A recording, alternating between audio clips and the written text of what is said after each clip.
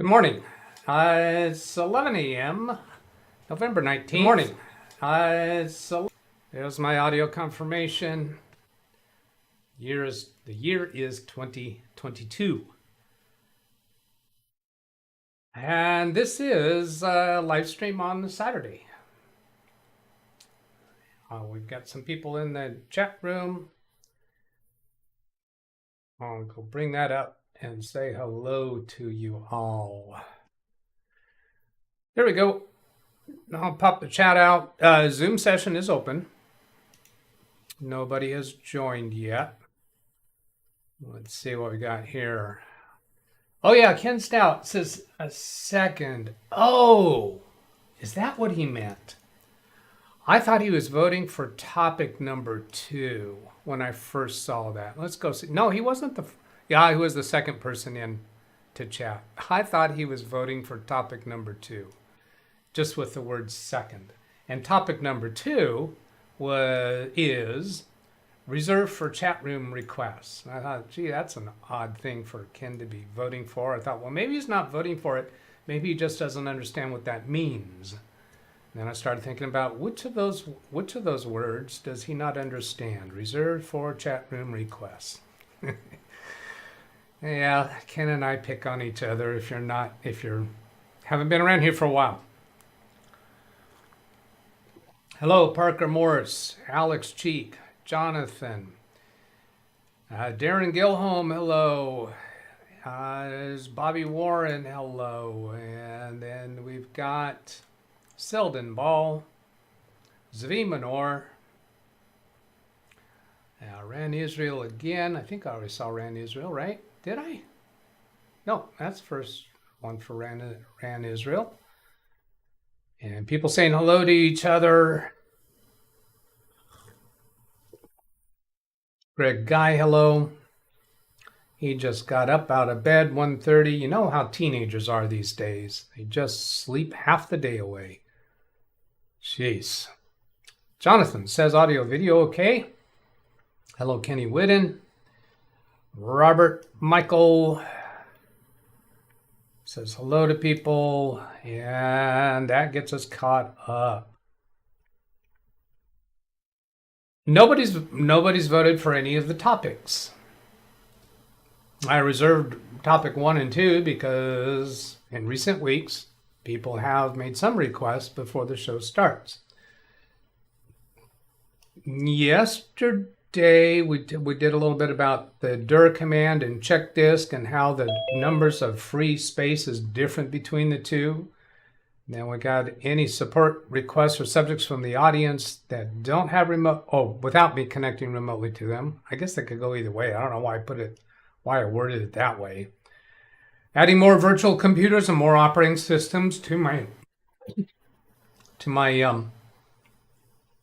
virtual computer setup. Follow-up question. Well, hello, Alex. You're not going to let me finish that, so I'll come over and say hello to you.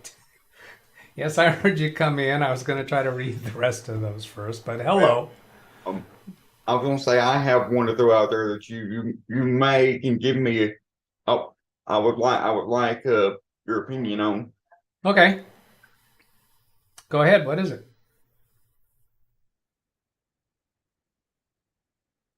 Of course, Ken is trying to call me. Ken's trying to call you. He's saying, no, don't do it. Don't do it. Is that what he's saying?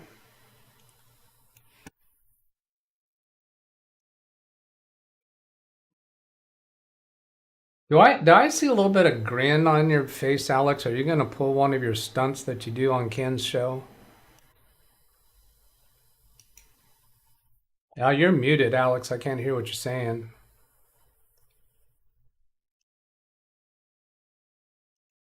I guess that was intentional.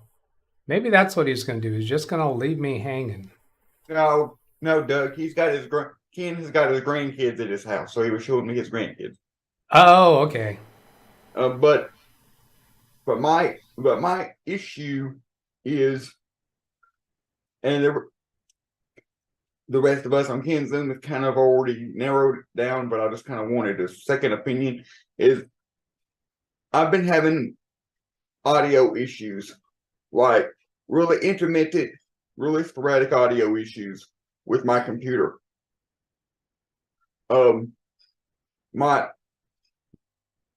I have my TV connected to my computer for a second display, and my soundbar is connected to the audio output on my TV. So it's like goes over HDMI, goes into the TV, then comes out of the TV and goes to the soundbar, and that's how I get the sound. But like it's sporadic, like the audio will just completely stop on the computer.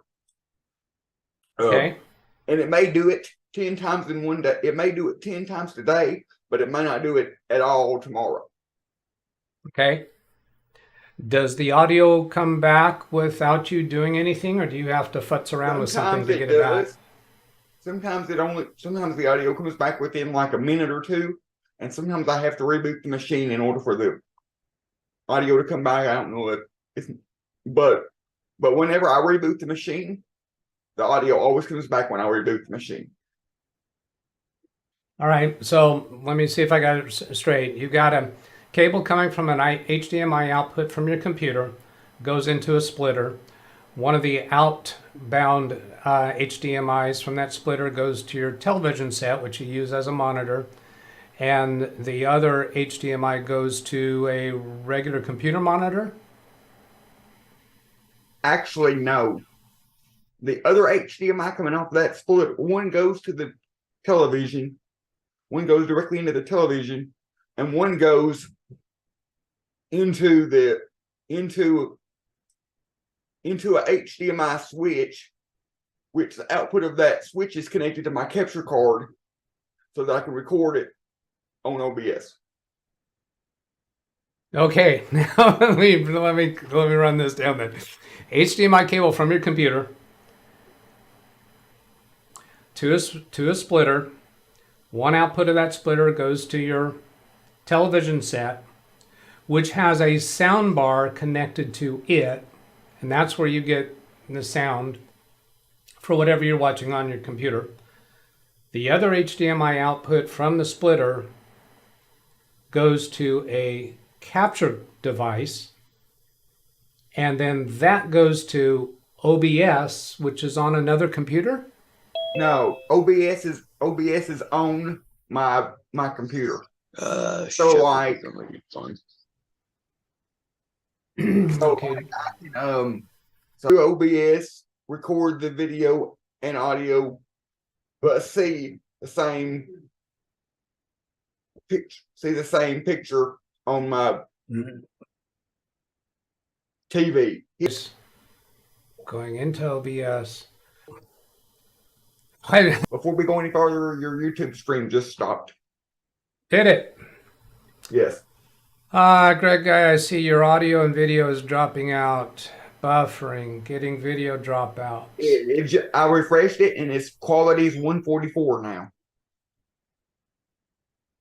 The resolution 144p? Yes. All right. Let's see. Error. YouTube is not receiving enough video to maintain smooth streaming. Such viewers will experience buffering. Okay. I see video issues. Yeah, a bit of a map over. Say again, Josh?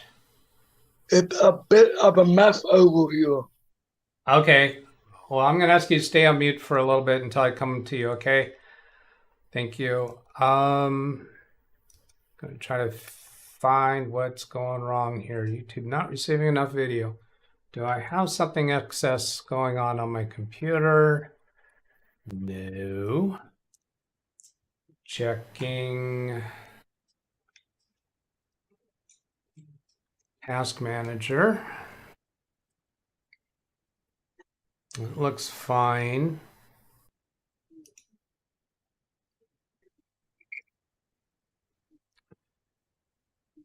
Ethernet. Looks okay. What's gone wrong? So how about I go look at the stream myself. Click on live.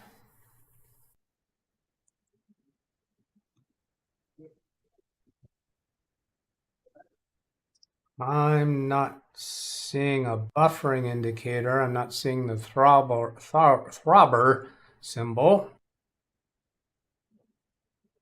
I'm going to unmute my audio. Seeing the throbber symbol. That looks okay. So in chat, is video back to functional now? Yeah, CFW says back to normal. It appears to be working for me. So yeah, better now. Check your internet speed. Hi, Jonathan, back to normal. All right, well, we'll go check my internet speed. Here we go. Speed test.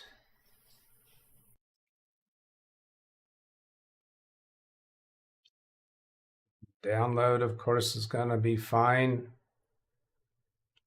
It's the upload that we care about for streaming. And Selden says it was back to normal when you started looking for problems, but glitching now again. Oh, that doesn't look good. 1.9 megabits per second upload. Okay, I don't have anything else going on in the house that would be absorbing internet speed, but there wouldn't be anything that is going to absorb it that much anyway. Can I do I'd like to do the test just for upload. It's testing download. Can I skip that download test? Well, the only thing I've ever noticed that slows my internet speed down a whole bunch is when I try to download like a big file, is when I either try to download a big file or upload a big file. That's really the only time I've ever noticed any speed decrease. Everything else is pretty steady. I don't see anything doing that. What could be going on in the background? It's not going to be Windows updates. It's silliness. No, not there. It's got to be. Just got to be my internet service is slow right now. Okay, so then, what was that website for checking performance? Uptime, downtime, something like that. Downdetector.com. Downdetector.com. Downdetector.com. Or you can just type in whatever your ISP is.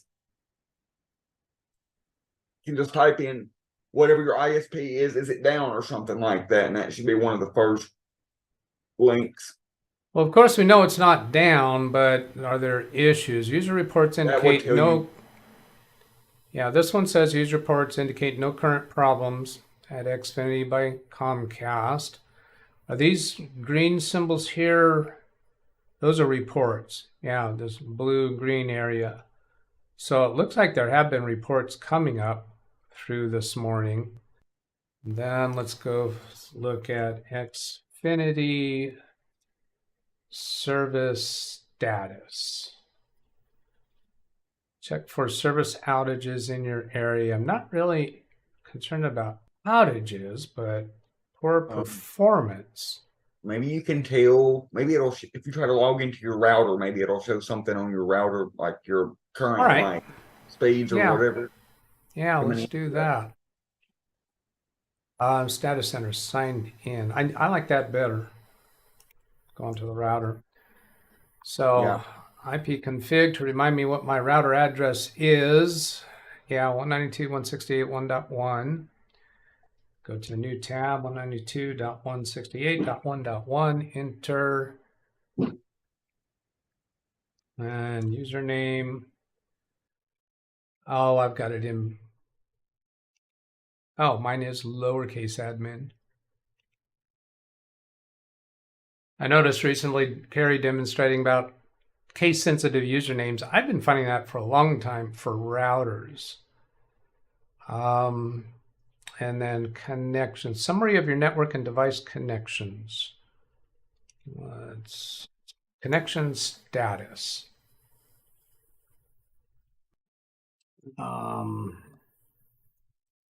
Okay, let's go do a little setup over here.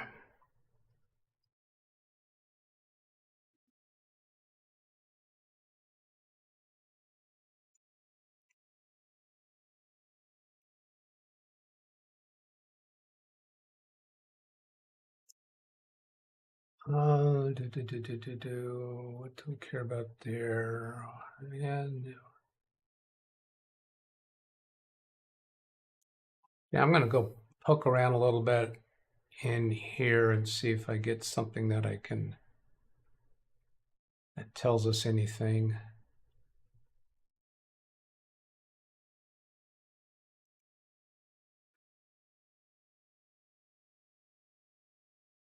Local WAN gateway.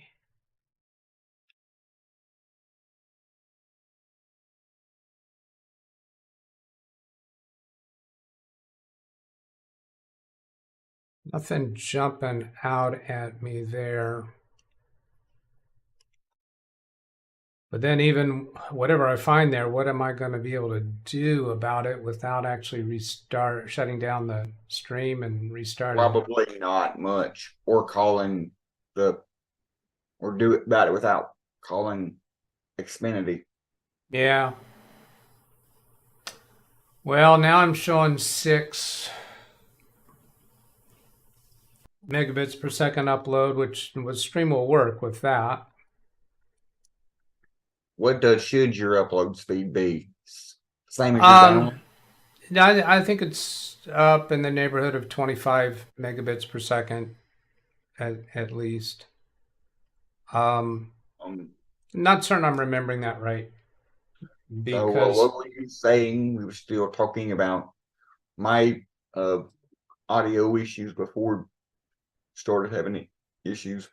Yeah, let's go back and talk about that. Let me see if I got if I got this understood right. And I want to focus on the side that's going out to your OBS. So HDMI cable coming from the computer to a splitter. The side that goes to one side of that goes to a capture device, and then that feeds into OBS on the same computer that the HDMI signal came out from. That is correct. Okay, so that cable going into OBS, is that going into a USB port?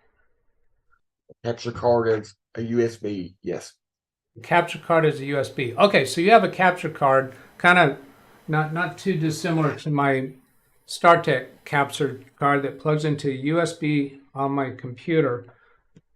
Right. So you're taking the video output from your computer, sending it through a splitter, then to a capture device, then back into the same computer on a USB port, so that you're actually capturing a signal that's on your computer.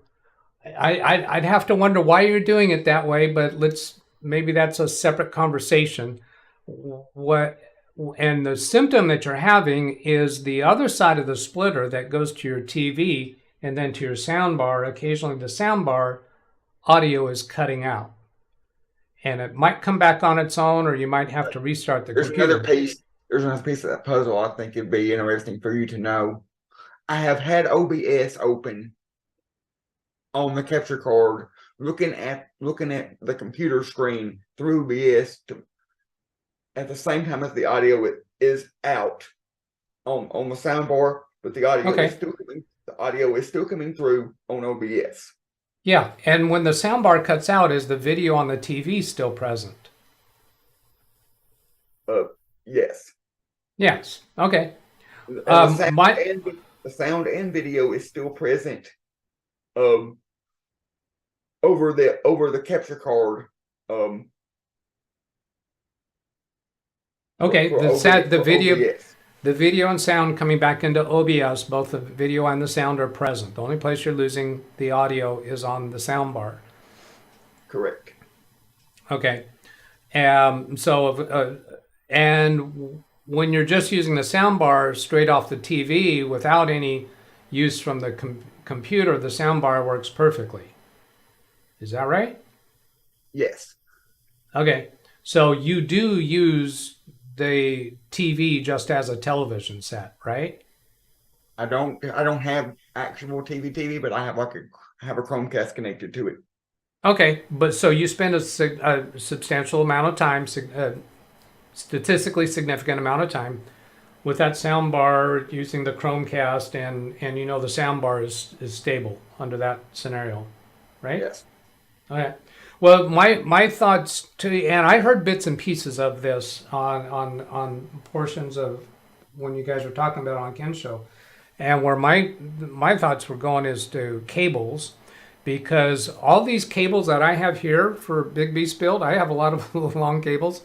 I found there were substantial differences in quality of cables, and when I bought higher priced cables, I was able to accomplish more. And anytime a signal goes through another device, that's going to degrade signal. So you got an HDMI signal coming out of your computer, and that's going to a splitter. And that device itself is putting extra demands on the signal, and you've got a cable going off to your TV and the cable going off to the capture device, then to your computer. So there's so much that signal has to travel. Now, I would suspect the place you're having the trouble would not be the place that the cable inadequacy would show up, but that's a suspect. So you could troubleshoot for that. Here's So- another issue. Okay. The TV in question that I've got the soundbar connected to is 11 years old. We've done research. The TV in question that the soundbar is connected to is 11 years old. My computer is only about a year and a half old. All right, that doesn't really ring much bells for me. How about this as a troubleshooting? Would it be practical for you to do troubleshooting tests in this way, where you, let's see, the HDMI cable from the splitter to your capture device, disconnect the output of the capture device so it's not going to your computer, and see if the soundbar is stable then. Now, I think I heard you say that if you run a cable straight from your computer to the television and completely bypass the splitter, that it works perfectly. Is that right? It worked perfectly for a little bit. I tried it last night, but see, this issue is so intermittent that it may work perfectly the way I have it set up Okay. now all day, but I may not have any issues until tomorrow or the next day. All right. So how about any time that you're not using OBS, that you're not needing to capture the input, how about disconnecting the second HDMI cable from the splitter? The HDMI cable that goes to the capture device, disconnect that at the output of the splitter so that you're only connected HDMI cable to the splitter to the TV, and the other side of the splitter has nothing connected. Can you spend significant amount of time over a period of a week to where you could get results as to whether that's stable? Yes. All right. Then the next thing that I'm interested in is, regardless of whether that's successful or fails, then you still have suspect of HDMI cables. So the HDMI cables that you have, let's see, you have 3 HDMI cables. Is that right? Involved in these connections? Let me think about that. Yeah, because there's one going from the computer into the input of the splitter, and there's one going from one output of the splitter into the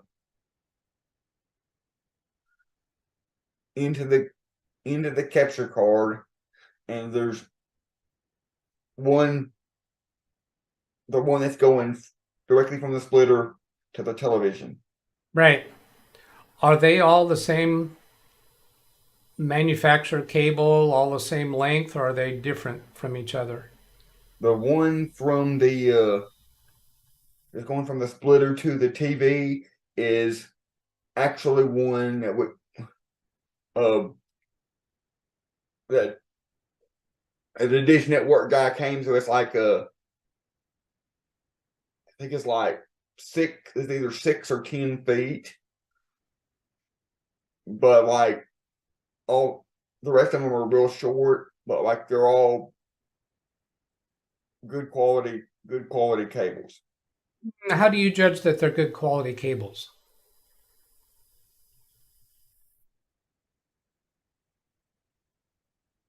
We don't have to answer that, but I'd have to question how do you judge that they are. Now, the longest cable of all of those is the one that goes from the splitter to the TV. Is that correct? Correct.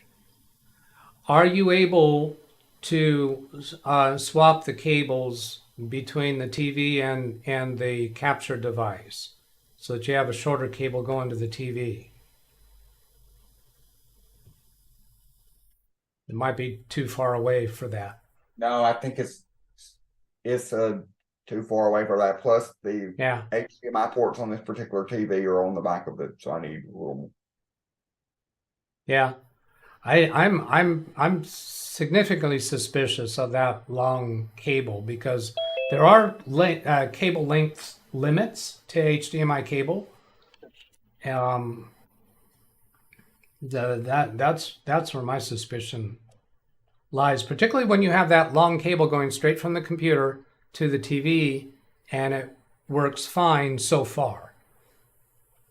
But you haven't spent very much time with There's that really test. no way for me to be able to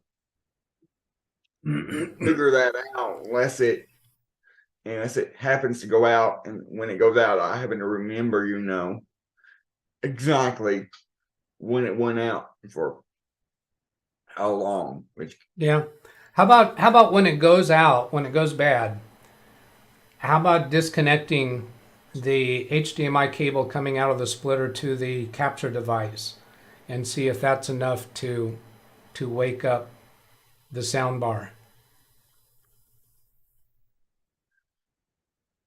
okay, I also just now just because I reinstalled my went on the Intel website and reinstalled the graphics and audio driver for the computer, since that is also the thing that allows the audio over HDMI. All right. Well, it's a good thing to do. I don't have a whole lot of hope that would be a solution, but certainly possible. But everybody on Ken's Zoom, including me, still has very high suspicions that I'm having all these issues just because of this TV is so old, and all of this other stuff, the computer is so new, and the TV is only able to, I think its max resolution is 720, like 1366 by 768 or something really low like that. I'll say that I guess that's possible, but that doesn't feel likely to me, and I don't think it. Well, Long Dog doesn't think it is the TV age is the issue. I don't think the TV age is the issue. I have had problems with cables. Doug? Yeah. Okay. Yeah. Let's move on to some other comments. Just Gary, go ahead. A quick comment about it. 100% agree with you. Cable, maybe connector, maybe splitter or capture, but cable first. Yeah, I'm 3 cables, cable. and especially if they get kind of moved around a little bit. I've had problems with cables from back in the day, from the computer straight to a TV, large screen type of thing. So yeah, I agree with that.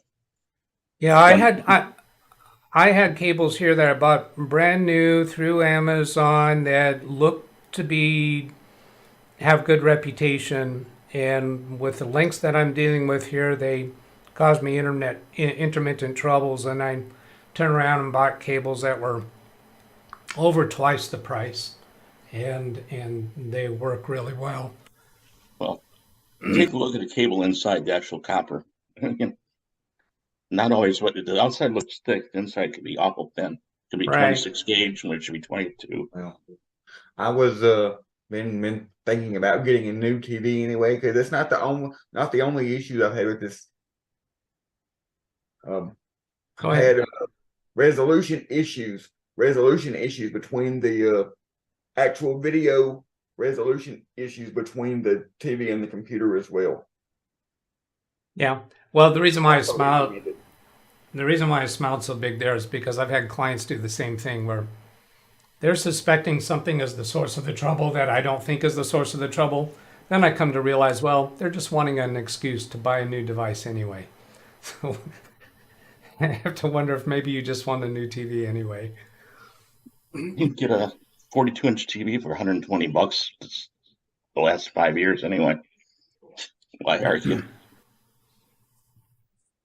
Well, he's already got a TV that lasted him over 10 years. I don't think he's going to want to have a TV last more. Yeah, Zavi and Namora, I sympathize. If you need to stop watching, I understand that completely. I need to say hello to Josh. Gary, did you have anything else before I move to Josh? Nope, I'm fine. All right, Josh, are you there?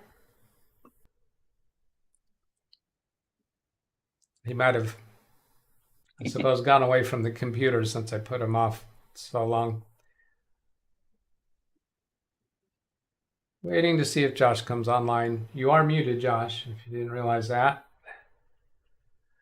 I'm trying to take a look at chat here. Is there anything else? Capacitors in age can cause problems. Usually that makes the output noisy. When the sound is coming through the soundbar, it sounds fine, right, Alex? There's so many problems. Sometimes it sounds perfectly fine like it is right now. Yeah. Right now it sounds perfectly fine, but sometimes it doesn't. Like, it either sounds perfectly fine, the audio gets kind of wonky, messed up, but still works, and sometimes it goes completely out. Yeah, that takes me back to the cables. And that long cable is one that was provided by your internet service provider, I think you said? That's actually one that has been around for quite a long time, because it's one that the Dish Network guy came and hooked up with the Dish receiver when I used to have Dish in here, and I haven't had an actual satellite TV hooked up in here for several years. Yeah. So since you're short-handed on cables to swap around, then my turns my thoughts towards buy a new cable for that length, and don't get the cheapest that you can find. Get one that somehow implies a higher quality capability. Now I understand that cable works fine when it's connected straight from the computer to the TV, but it's not going to need to perform as well when it's got a stronger signal. I think it's got a stronger signal when it's connected directly between the two devices without the splitter, because the splitter, I'm not an electrical engineer. I can't say how the electrical signal is degraded, but this splitter does plug into the wall, if that helps. Well, that does help. That's better than a non-powered splitter. Do you know what brand it is, Alex? Just out of curiosity. It's like a really well. It's like a What's really the name? brand, or rye. It's like a full metal. What is the brand name? Metal, 1 input, 2 output. Really well made. What is the brand? Or rye, I think is the brand. I think that's how you say it. Say it again. Orei. I think it's spelled OREI. All right. And how do you judge that it's well built? It's metal. It's metal. All right. I'd have to pose that that's not very convincing as to how it has the quality of the electronics of it. How else would I know if it's well built or not? How old is it? Oh, it's haven't had it very long, maybe a year. Or I say it's around the same age as my my computer, because I got all this new. I got a bunch of new cables and this splitter and all around the same time I got my computer. Actually, metal at times is good because of RF signals, so that might be fine, but it looks pretty good, actually. I'll give you that, Alex. I just looked it up. If that is the brand, then that's fine. But the cables, I would agree with that. Doug, get good cables. Or I don't think it's a TV, but a good excuse to get a new TV. Yeah, if you want to use that as an excuse, well, yeah, you can tell them, all the guys on the channel said, Well, I mean, I need a new TV. you know. So let's Josh hasn't come back online yet. So hello, Jim. The TV fixes it. If I have the TV for a month or whatever, and leave everything hooked up just the way it is right now, and just get a new TV and plug everything in. If a month goes by and nothing goes out or nothing glitches, I'll be able to come back on here and say, well, guess what, Doug? It was the TV. Well, what you could say is the TV fixed your symptom. If the TV is the TV is taking signal from the HDMI, if your new TV doesn't need as strong of a signal through that cable, then you may be fine. And are you even going to use that soundbar with a new TV? Maybe Yes. you will. You would. Okay. But what I'm suspicious about is the strength of the signal going through all of those connections. So the cable is probably completely up to manufacturer's specifications, but going through all of those connections, it just may have it on the borderline to where you have a symptom that shows up. With the new TV, I would also be getting an optical cable, a digital cable, and be going from the digital output of the TV to the digital input of a soundbar. Right now, it's an analog cable. Yeah. So the demands for the strength of the signal is probably going to be lower on a new, more efficient TV. So it's quite possible that replacing the TV will eliminate the symptom. And at the same time, if you were to have a different, a parallel timeline in the universe, you might find that you could replace the cable and eliminate the symptom. It's possible that either of those measures could eliminate the symptom. Can you give me a minute here? And I want to say hello to Jim. Hello, Jim. Any comments to start with? No, I'm going to have to reheat my tea. So, all right. I will return in a few moments. All right. So you're going to put your tea. Right, you're going to set your teacup on top of the CPU cooler and then run some real high performance test on the CPU to heat up your tea. No, not going to do that. Not going to run it through. I've never seen any CPU that's warm enough to do that. Yeah, you're not going to set it on top of the all-in-one radiator. Probably going to put it in the microwave. Put it on his 4090 graphics card. Londog's. I have been reading the chat, so I'm not reading them all out over the air, but I'll make a comment on this one. The 3.5 millimeter jacks in his life are notorious for becoming flaky, and that doesn't seem to be the source of the trouble, because when he's using just the TV with his TV device, forgot what it's called, the soundbar doesn't have any trouble at all. So I think that clears the 3.5 millimeter jack. To do just limited positive, make a model, determine how good it is. Metal just might mean they just don't know how to deal with plastic maybe. Which one? So it looks like, oh, here's the Orei link for it. Go show the audience what it looks like anyway. Can you identify which of these it is, Alex? Yes. If you show them on screen, I can identify which.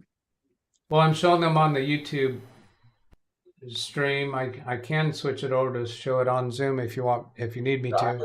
I can see them on the YouTube. I think it's the second one there for. It appears to be the second one there for. Scroll back up.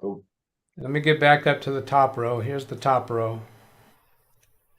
The second one on the top row. That's what it appears to be at first glance. This one right here for $16. Right. That's on REI. So other product support. I want to see if they have a specifications page. Here's specifications.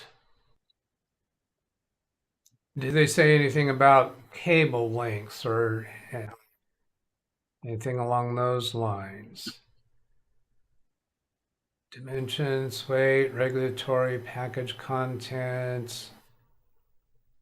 They're not including HDMI cables. Output ports, video resolution, HDMI formats, reviews, download support. Downloads, does it give us a manual? There's a user manual.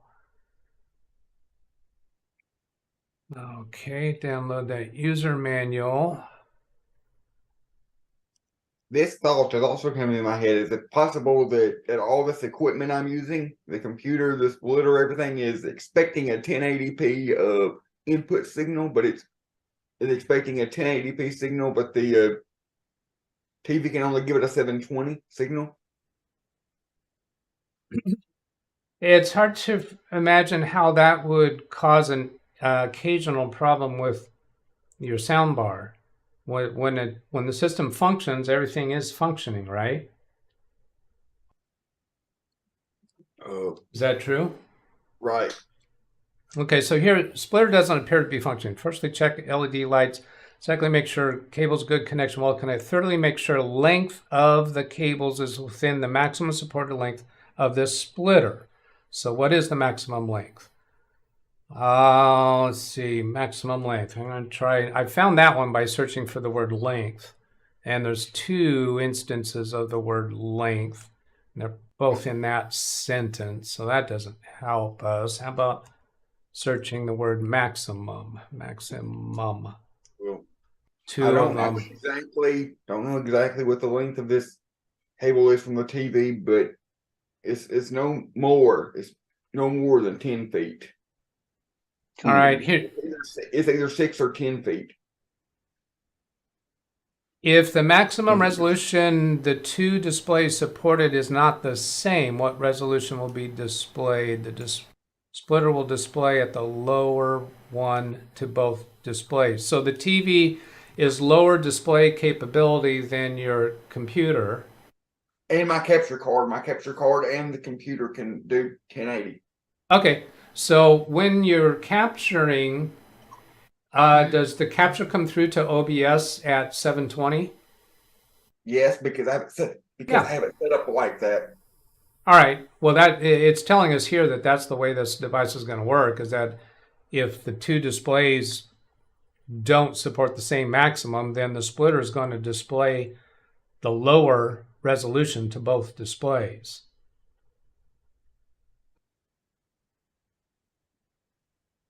Oh, there's only 4 pages to this manual. It did mention that there is a limit to the length. looked at specifications. I didn't see, as I glanced, anything about length. When I searched for the word length on that page, it's not there. Communication control, audio output, power, environmental, dimensions and weight, regulatory, package contents. That's not very technical for specifications. Features. Supported resolutions, supported audio. Heavy-duty cool metal enclosure protects the insides, keeps the unit cool by aiding in quick heat absorption and dissipation. That's why they chose metal, or what they're claiming anyway is the reason, is the heat dissipation.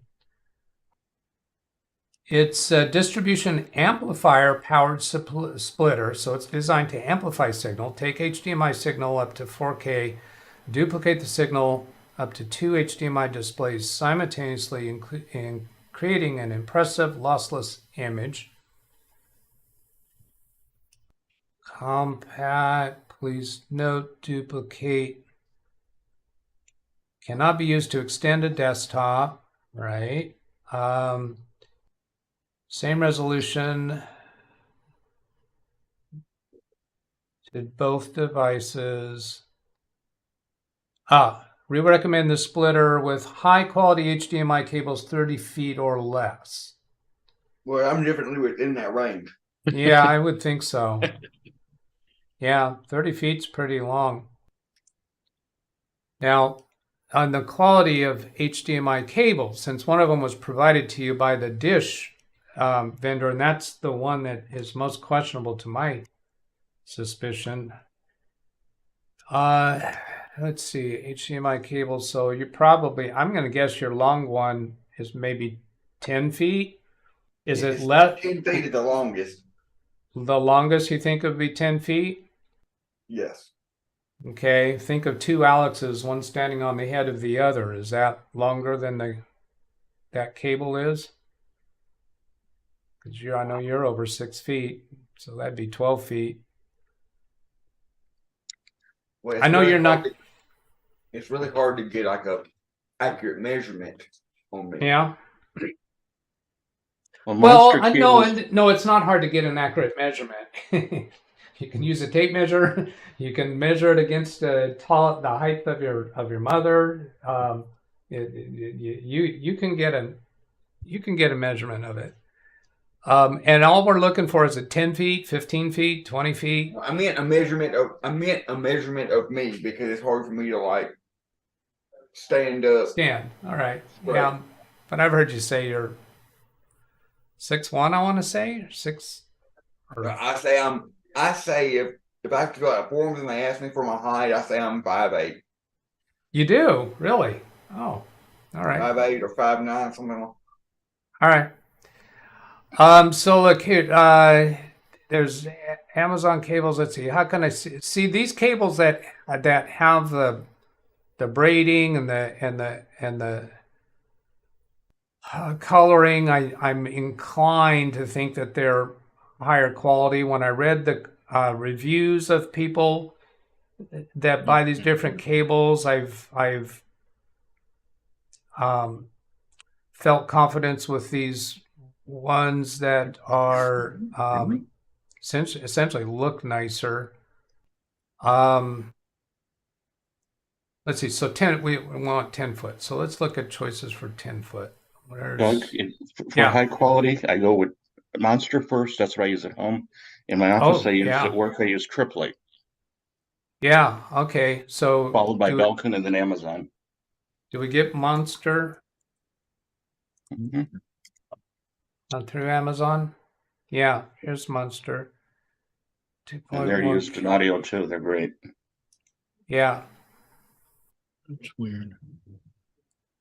Let's see. This is $48 for 8 feet. Am I reading that right? Yeah, 8 feet. Yeah, $48. Substantially higher cost than the. It's a little too expensive for me. Yeah, understood.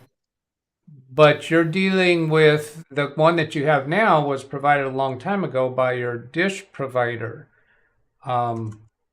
So you probably don't need to go as high as Monster because that is really kind of excessive, I think, for your environment, your But it needs. says 8K. I'm not even. If I get a new TV, it's going to be it's going to only be a 1080. I have no need for a 4K or 8K Right. because I've seen 4K of a computer screen, and it's too small for me. I'd have to adjust the resolution and scaling anyway. Look what I just posted. I did Belkin. Yeah, I think I would feel good with Belkin. So Triplite was a little bit cheaper, I think, but it's better. But 6.5 dozen the other. Yeah, so let's get to a 10-foot Belkin. I did a search for 10-foot, and they're not giving me 10-foot. And this is something I find. I wish these were all titled, consistently. I'd love to see that.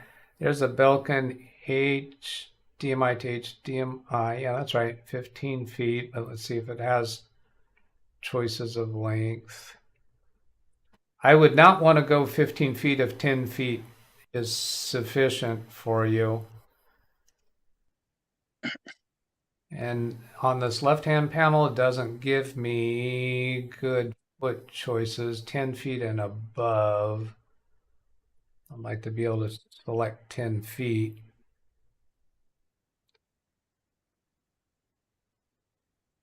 See here, I don't see the length at all. That is Belkin. Does it give us a choice? Yeah, there, 10 feet at $12. Is that doable for you, Alex? Yes. Yeah. Yeah, if I were faced with this troubleshooting issue for a client, that's the first thing I would do is just swap that cable out for a new HDMI cable and see if that solves the problem. But my inclination, you're asking for my as a second opinion, is that I think you're putting a lot of strain on that signal, that HDMI signal through all those devices. And if anything is marginal, it seems like it would be that longest of those cables. Now, it could be a short cable can be problematic too. So, okay, here's another thing that you can do, try without any expense. Can you swap the HDMI cable that goes from the splitter to the capture card? Can you swap that with the cable that goes from the computer to the splitter? Are those links compatible? Yes. Yeah, so can you swap those two with each other? Because if the cable that's going from the computer to the splitter is marginal, then swapping that with the cable that goes from the splitter to the capture device, could be enough to solve the problem. You don't have to buy anything. That cable is on the cable going from the computer to the input of the splitter is only 3 feet, and it's one of them braided cables. Okay. So does that cable from the splitter to the capture device look like it may be a higher quality than the cable that goes from the computer to the splitter?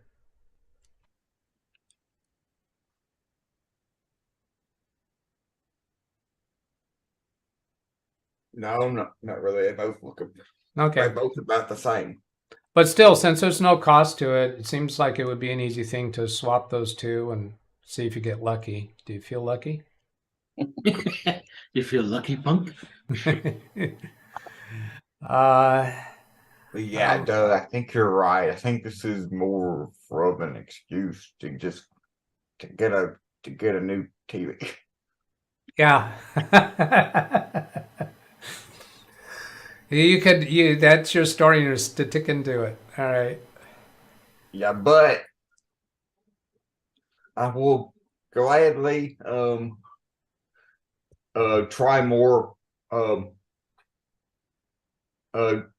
troubleshooting steps if, of course, if I go get the new TV, plug it in, and I'm still experiencing these issues, because then I know I can eliminate the for the most part, eliminate the TV completely. If you get a new TV, you should get new cables. Be a good time to do both.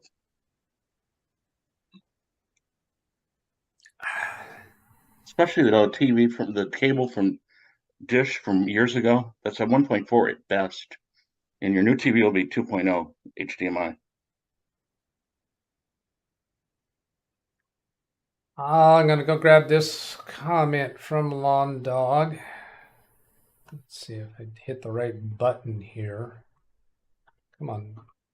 No, still wrong button, Doug. Conclusion, overall, the consensus for optimal length of HDMI cables, 20 feet. If you need longer cable than that, you can go for HDMI signal converter or wireless kit. I have multiple cables that are longer. I want to say I've got like 30 feet. I do too, and we've got a problem. Or Yeah. I watch a guy that does a lot of like HDMI cable runs for like churches and setups for churches and stuff. And a lot of what he uses is, because he needs really long, is he uses HDMI over Ethernet. So he's got there's a receiver and a transmitter, and like he takes a relatively short HDMI from the output of one device into the transmitter, and it converts it over to Ethernet, and he's able to run the Ethernet over to the receiver and do the same on the other end. Use a really short cable on the receiving end of the screen. Yeah, this one here that was put into chat by, I think that one was Bobby, yeah, is 8K 12 foot. I think you're paying for quality there that Alex is not needing or going to make use of, so I don't see going for that one. Then most HDMI cables are overpriced. This is why Linus wants, Linus Tech Tips apparently is going to do some testing of cables using some equipment. Bobby, my HDMI cable broke on my TV this morning. I spent $24 for an HDMI cable at Best Buy. Oh, that's why he was putting that in there. Oh, I never buy cables. I never buy cables at Best Buy. Yeah. Yeah, but I mean, if you're in a bind, that's one thing, but I never buy them on purpose. Yeah, if I needed it right now, I'd be fine with that. Well, Josh is here. Let me say hello to Josh. Hi, Doug. There you go. How are you doing, Josh? Good. I wanted to bring up a couple things after you. Okay. Yeah, I think we can move along now to something else. I watched your window daily about the iPhone problem that someone was having, and I was thinking maybe if they plugged the phone into the computer, I was wondering if they were getting a prompt on the phone to ask the phone to allow access to the phone, because I know when I plug my phone in or I plug my iPad in, I have to allow it access. Yeah, that problem got solved. I believe that was Bobby Warren, and it was on his work computer. And the solution was that the new computer that he had received he did not have local admin rights. So the IT department gave him local admin rights on that computer so that he could connect the phone. So that problem is solved. But yes, I agree with you, and your point is taken. Where you connect the phone to the computer, there should be a prompt that comes up, I think, on the phone, yeah, and on the computer to establish the connection. Yeah, but he didn't. And I also went out and I bought a new external 2 terabyte hard drive, because I went to verify the last backup that I tried to do, and it just failed. So it was writing to the drive, but it wouldn't verify the backup. Oh, all right. So you bought a new external drive? Yeah. Okay, then have you had a successful backup and verify with the new drive? Okay. Yeah. The old drive, what was its background? What was its story? Was it old? Was it dirt cheap from Amazon that it was not adequate? My guess is it was dirt cheap, and I'm gonna go out on a limb. If you pay more money, you get what you pay for it before. All right. Well, What brand name was it, Josh? What that do? What brand drive was it, or is it? I don't remember. all right, but you got your problem solved, so that's a good thing. So that was 2 subjects. Was that all that you had right now? I wanted to see if the computer was still set up the way you have it set up, being that I put that new drive in. Meaning, so to see if I can connect to it? Yeah. To see if All right. it's set up the way you set it up. Well, the way I set it up, I didn't really. I think all your. I mean, you told it to back do a incremental backup on Saturday, and okay, for the scheduled backup. All right. because I ran a full backup last night. Okay, you manually ran that. You didn't. You haven't confirmed that the scheduled backups are running. Right. Right, and that right. Yeah, changing the drive could have caused a problem with that. So I'm getting my remote software set up. Can you launch that icon from your desktop for a DougBetts remote? Yeah.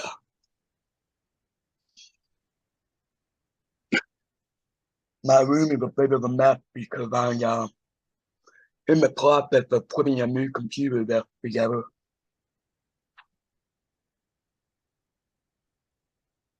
All right, I'm going to catch up with chat while you're doing that. Now I know I skipped. Well, I didn't read some out onto the stream. I did see Dennis's comment. Retitle his stream, "Shopping with Doug."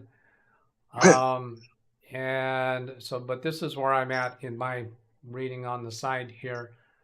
Londog, as I said, I purchased some name brand HDMI cables in the dollar store, and I haven't had any trouble with them. Please change me. Good for you, Londog. Score for you. Which, depending upon how they got them, they could be fine. 30 feet, I believe, in my Google search a few minutes ago is the maximum length for a regular cable. They would recommend doing other things to keep the signal strength up.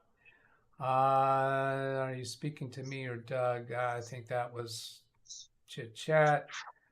That makes me happy. Kind of scanning through this. So you should put in the hit me an orange or the 3 question marks if you want me to be sure to catch something that you put in here. Because if you ask me something, especially put my name in there, HDMI cable spectrum box. Yeah, Bobby says it did that when they put the admin rights. Yeah, so they gave him admin rights and he was able to connect his phone to his computer. Triplet cable up to 100 foot. Oh, and I also have some active cables. What I mean by active cables is I have long length of cable that connected from the computer from one side, and I think those are USB cables that are really long that have a bubble, a plastic piece in midway down the cable length that actually plugs into electrical wall outlet to boost its signal. I did mean HDMI, though. You did mean HDMI on the 100 foot? Yep. Trip-like cable, HDMI will go 100 foot. Yeah, my long HDMI cables, I don't think I have any power connected to them, any extra power.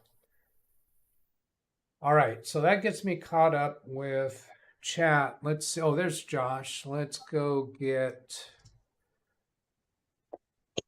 bring up Baby Beast on the screen. Connect to Josh's computer. We'll go take a look at his scheduled backups.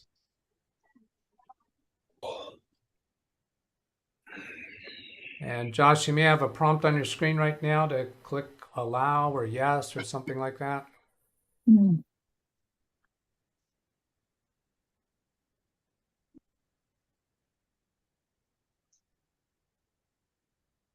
Yeah, I think it's about to come live here, waiting for that launch remote control session button to light up, become available.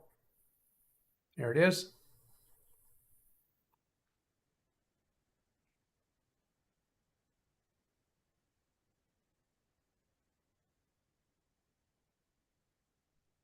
Full screen with that.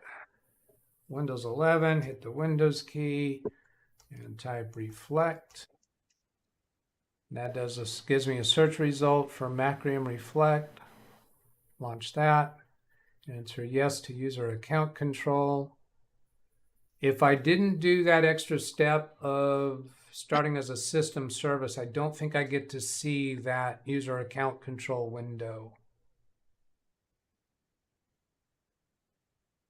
And click on the Scheduled Backups tab here.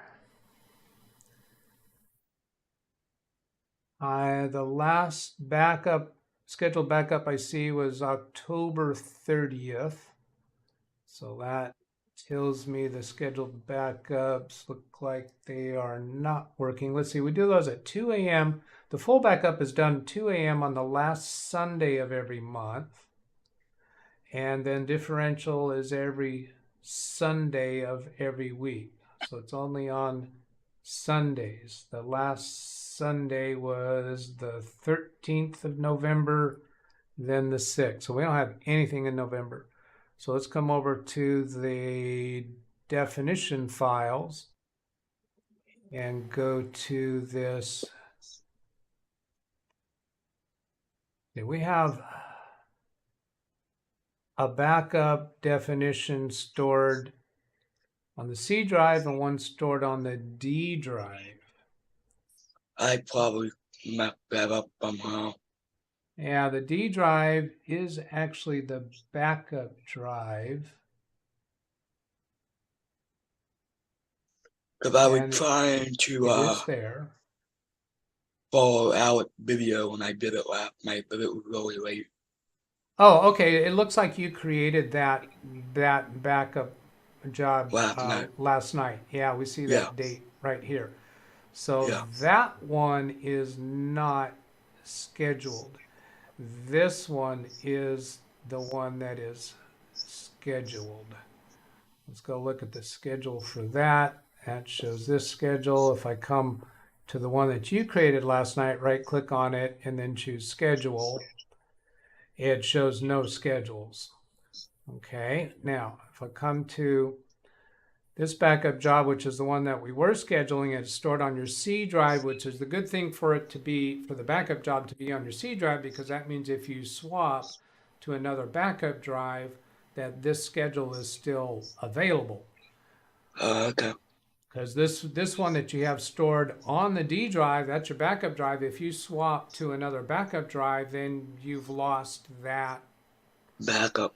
that scheduled or that configured backup, because it goes away with that drive. So now we'll go edit this one. And the source is showing your drive that has the C drive, and then here's the backup drive, and the destination folder is D drive on the root of the D drive. So I was suspecting, I often configure the backups to go into a folder that's on the backup drive, usually called Macrium backup, something like that, or just backups, but this is going to the root of the D drive. So that looks okay. and take a look at advanced options and be sure that auto verify is selected. It is. And then click next. There's the schedules. That looks fine. You should be able to swap to a different drive and have the backup work on that different drive. So that looks okay. Are these, let's see, scheduled next runtime. Next runtime is November 27th, November 20th. So there's a backup scheduled to run 2 a.m. in the morning. So why? Oh, wait a minute. Here's November backups that were done. Yeah, but I no longer have access to them because I formatted that other drive last night. So I would take the day. Oh, okay. I see what's going on here. When I first looked at this and saw October 30th as the last backup, that's correct. That is valid and correct. I understand it's on the drive that's no longer connected. That was the last Sunday of October. What I failed to check was I didn't click on differential to see when was the most recent differential. It was November 13th, which was last Sunday. So it is working. Okay. Yeah, they're So working. we need to delete the thing that's on the D drive then, because we don't need to be saving it to the Right. root of the. Okay. Right, we'll do that. I'm going to go one other step here and see that, yes, so here in the root of the D drive, we do have one backup job here from Sunday. So that was that differential backup. And it is showing 57 gigabytes in size. If I go check and see how much space is used on your drive, it's 87 gigabytes uncompressed. So even though this was scheduled as a... I manually did it. Oh yeah, this is the one that you did manually. Yeah. So that was a full backup. All right, got it. You're right. I was about to go down the wrong path on that comment. So let's see, let's get back to create backups, definition files. This one right here that's stored on the D drive will delete that backup job because we don't need it anymore. Now what I typically do when I will swap backup drives in the way that you did, meaning the old drive is no longer useful. It's no longer a legitimate backup for you because you don't think it's retrievable. So I would like to run now on this full backup. So we get a full initial backup on this replacement drive. Okay. Do you want me to start that now or will you do that later? You can put it because I don't know how to put. All right. I just know how to back it up. I don't know how to put up within the program. All right. So that just started that backup. That'll run. And then 2 a.m. in the morning, it's going to do its first differential backup. Okay, cool. Okay. Thank you. All right. Are we done there, Josh? Can I disconnect? Yeah, you're good. All right. There we go. Go back and look at chat. I could just get used to these new way I have the button set up. Oh, no, I got to go say hello to Chris. Bring Chris up on screen. Hello, Chris.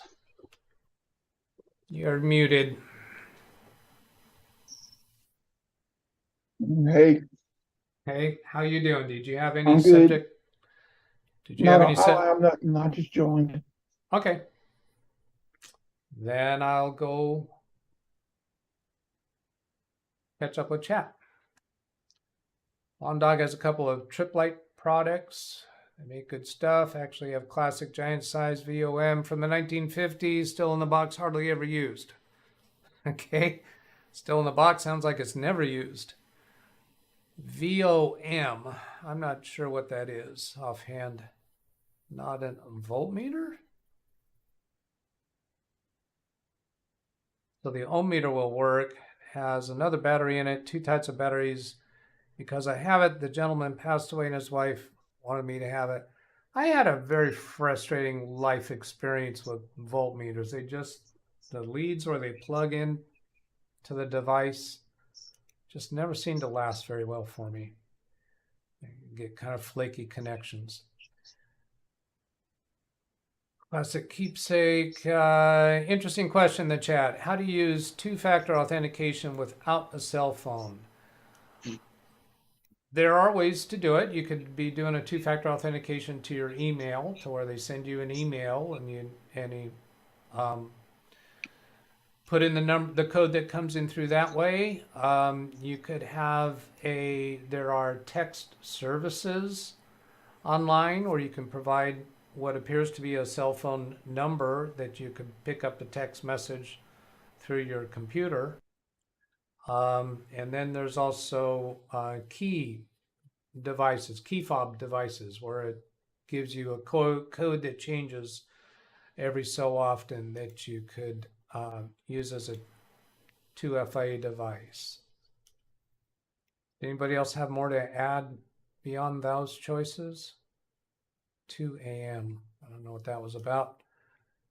Leave your computer. Yeah, I leave my computer on all the time. Oh, yes. So 2 a.m. was the backups that Josh is doing. Yes, he leaves it on.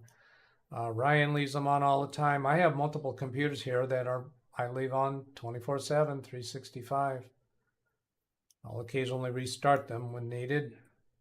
Hello, BH Ringer. Volt ohm meter. Yeah, okay. Just got back. 2FA without a phone. They'll authenticate through your email address, if that was one of the options when you set up 2FA. Not all environments where you can set up 2FA will support all the different ways that it can be done. Multiple factor authentication providers do an automated voice call. Yeah, that's another one, is a voice call.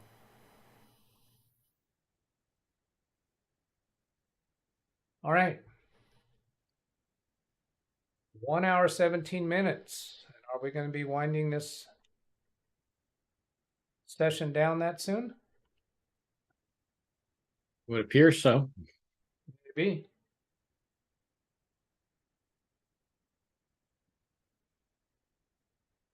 Hey, Doug, Yes. are you and Dennis looking to play Fortnite tonight? Yes. If I'm able to, if everything goes as planned, I will try to be in the lobby when you guys book, because I want to play. Okay, good. It's been so long since you've played, you'll probably have priority or seniority over the others. All right. In that case, I'll go ahead and shut this down. Oh, how about... Thank you for your help. Yeah, Thank you're you welcome. For your help. You're welcome, Josh. Any last comments or subjects from the Zoomies? Nope. No. Then I'll ask you to say goodbye to the audience. Bye, everybody. Good night, John Boy. Good night, Jim.